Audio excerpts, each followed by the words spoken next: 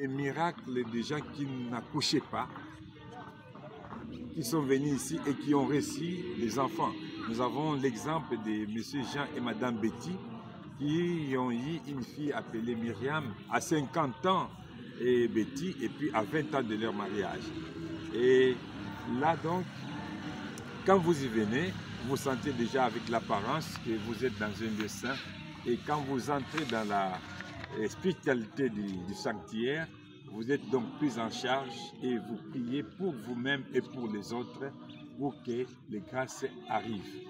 Donc nous vous demandons, vous qui voulez bien vivre les choses exceptionnelles à cette première paroisse du Congo et l'unique au bord de l'océan Atlantique, de venir vous ressourcer ici, pas la pierre, pas les repos, et puis un ressourcement spirituel que vous voudrez.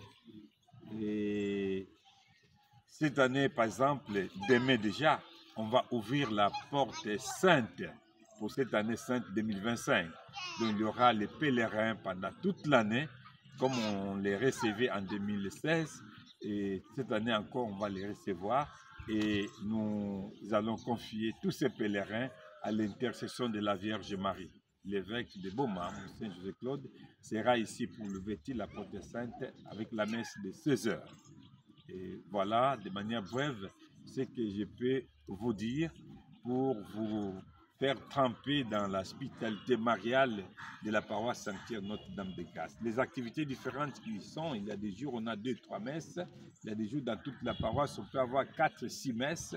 Les gens viennent et prient et puisent à la source. Et la paroisse a plus ou moins 6200 élèves jeunes qu'on reçoit chaque jour pour être formés. C'est grand comme nombre.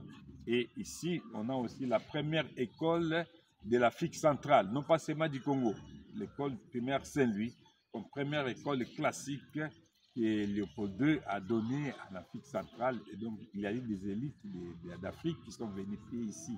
Nous avons les presbytères derrière vous qui datent aussi de 1889, et donc qui a traversé un siècle presque et demi, où nous vivons, où nous recevons les différentes personnes qui viennent, et ça fait notre joie de rester ici, de prier, de recevoir les gens, de nous ressourcer sur nous-mêmes.